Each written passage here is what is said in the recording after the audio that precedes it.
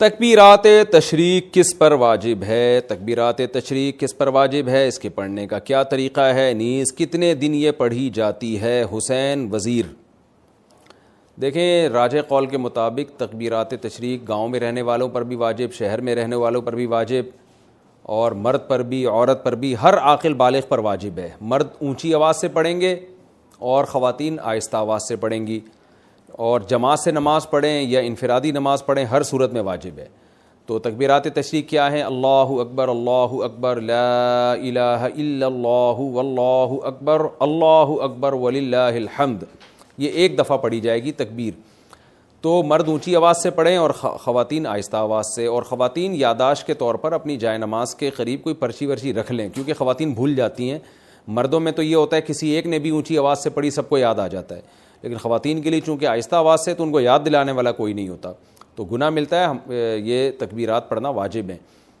باقی یہ کہ کب سے واجب ہیں، تو 9 ذی الحجہ کی فجر، یعنی بقرعید سے ایک دن پہلے فجر کی نماز سے یہ شروع ہوں گی، اور پھر 13 ذی الحجہ یعنی بقرعید کے 3 دن اور اس کے علاوہ ایک اور دن، اس میں عصر کی جو نماز ہوگی وہ آخری تکبیر اس میں کہی جائے گی، مغرب میں نہیں کہی جائے گی۔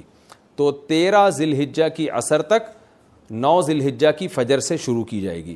تو یہ تکبیرات تشریق ہیں۔ تکبیرات تشریق صرف قربانی کرنے والوں کے لیے ہے۔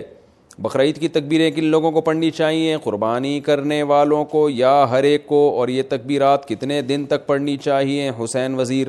یہ میں نے آپ کو اس سوال کا جواب اس سے پہلے والے سوال میں ڈیٹیل سے دے دیا ہے۔ جو قربانی کر رہے ہیں وہ بھی، جو نہیں کر رہے وہ بھی، سب پر لازم ہے۔ تنہا نماز پڑھنے والا تکبیرات تشریق پڑھے گا اگر 10، 11، 12 ذی الحجہ کو کسی نے فرض نماز امام کے ساتھ نہیں پڑھی لیکن وقت کے اندر ہی تنہا نماز ادا کر لی، تو کیا وہ تکبیرات تشریق پڑھ سکتا ہے؟ شمیم الحسن انڈیا سے، جی اس پر بھی واجب ہے، پڑھے گا۔ اور یہ 10، 11، 12 نہیں، 9، 10، 11، 12، 13 ان دنوں میں واجب ہوتی ہے۔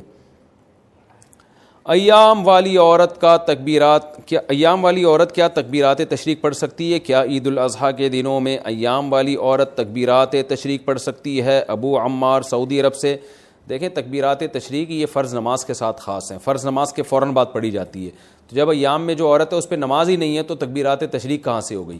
تو ویسے وہ اللہ کا ذکر کرنے کے طور پہ تکبیرات تشریق پڑھتی رہے سارا دن، وہ تو بہت اچھی بات ہے، سارا دن ذکر کرے گی، ان دنوں میں ذکر کا ثواب بہت زیادہ ہے۔ تو عورت پہ صرف تلاوت اور نماز پہ پابندی ہوتی ہے ایام حیض میں، اس کے علاوہ تو ہر قسم کی عبادت عورت کر سکتی ہے۔